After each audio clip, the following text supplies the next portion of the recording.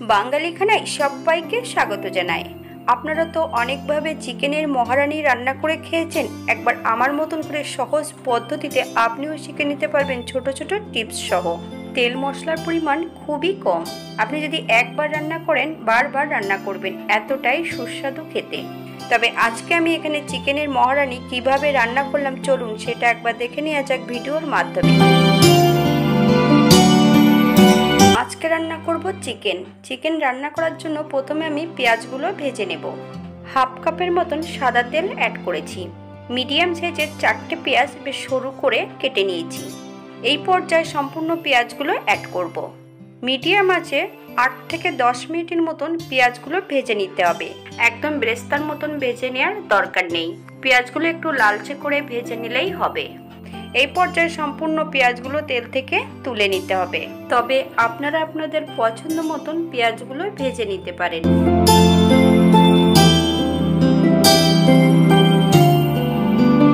এখানে আমি 700 গ্রাম মুরগির মাংস নিয়ে নিয়েছি।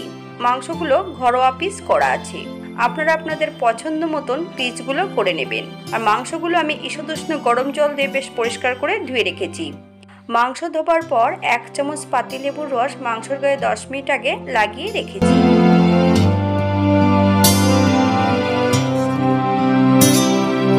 এবার কিছু মশলাপাতি মাংসের গায়ে লাগিয়ে নিতে হবে। এই পর্যায়ে অ্যাড করব 1 চামচ নুন। আপনারা স্বাদ অনুসারে নুনটা অ্যাড করবেন। আমি কিন্তু নুনটা একবারেই অ্যাড করব। এই পর্যায়ে অ্যাড করব হাফ চামচ হলুদ গুঁড়ো। আপনারা যদি কাশ্মীরি লঙ্কার গুঁড়ো পছন্দ করেন তাহলে এই পর্যায়ে অ্যাড করতে পারেন। 1 চামচ জল ঝরানো টক দই, 1 চামচ রসুন বাটা। রসুন কিন্তু 80% মতন বেটে নিতে হবে, পুরোপুরি মিহি করে বাটার প্রয়োজন নেই। পেঁয়াজ ভাজার অর্ধেকটা এই পর্যায়ে অ্যাড করব। আমি এখানে বাটা মশলা ব্যবহার করব। আদা, জিরে, ধনে, শুকনো লঙ্কা একসঙ্গে বেটে রেখেছি। সম্পূর্ণ বাটা মশলাটা অ্যাড করব। এই পর্যায়ে অ্যাড করব 2 চামচ কাঁচা সর্ষের তেল। আপনারা যদি পছন্দ করেন তাহলে সর্ষের তেলের পরিমাণটা বাড়িয়ে দিতে পারেন। দারচিনি, এলাচ, লং। এই পর্যায়ে অ্যাড করব 1 চামচ কাশ্মীরি মেথি পাউডার। ভালো করে মাখিয়ে নিতে হবে। বেশ কয়েকটা কাঁচা লঙ্কা দিয়ে 10 থেকে 15 মিনিটের মতন রেস্টে রেখে দেব। আপনাদের হাতে যদি সময় থাকে তাহলে বেশি সময় রেখে দিতে পারেন। আর যাদের হাতে যদি সময় একদমই থাকবে না তারা ম্যারিনেট করে সঙ্গে সঙ্গে রান্না করতে পারেন।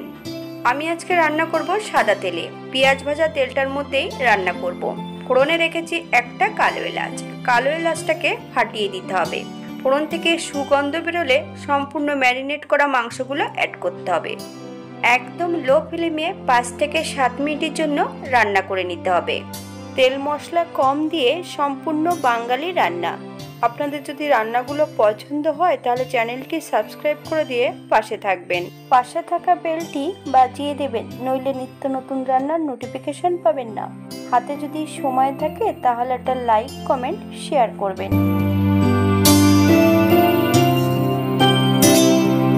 7 মিনিটের জন্য ঢাকা দিয়ে দেব।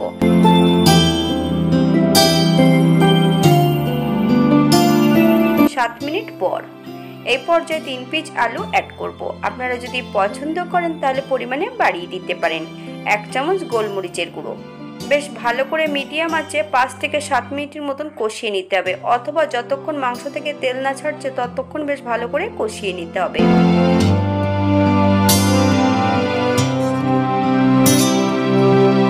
যারা সাপোর্ট দিচ্ছেন আর যাদের সাপোর্টের প্রয়োজন আছে তারা অবশ্যই কমেন্ট বক্সে জানিয়ে যাবেন। তাদেরকে আমি খুঁজে অবশ্যই তাদের পাশে দাঁড়াবো।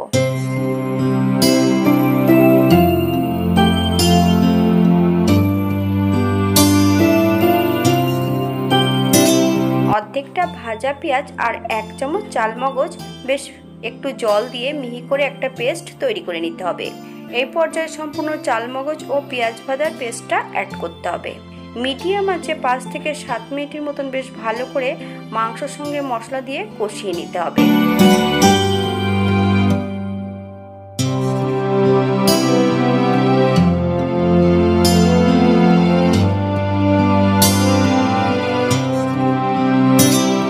স্বাদ বাড়ানোর জন্য সামান্য একটু চিনি অ্যাড করব। আপনারা যদি পছন্দ করেন তাহলে পরিমাণে বাড়িয়ে দিতে পারেন। এই পর্যায়ে মশলা ধোয়া বাটি থেকে বেশ কিছুটা জল অ্যাড করব। আপনাদের যতটা গ্রেভির প্রয়োজন আপনারা ততটা জল অ্যাড করতে পারেন।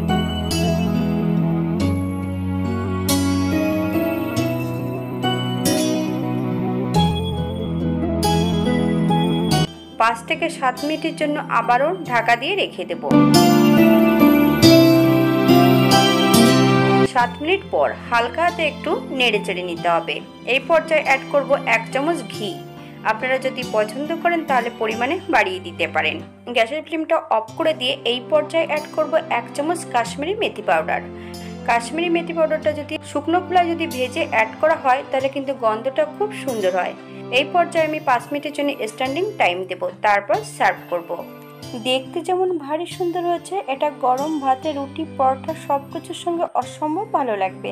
আপনারা একবার বাড়িতে একই পদ্ধতিতে বানিয়ে নেবেন। আপনারা যদি গরম মশলা বাটা বা গুঁড়ো পছন্দ করেন তাহলে আপনারা অ্যাড করতে পারেন। আজকের ভিডিওটি এই পর্যন্ত। সবাই সুস্থ থাকবেন, ভালো থাকবেন। অন্যদিন নতুন রেসিপি নিয়ে আপনাদের সামনে আবার আমি হাজির হব। নতুন ও পুরনো সকল বন্ধুদের অসংখ্য ধন্যবাদ ভিডিওটি দেখার জন্য।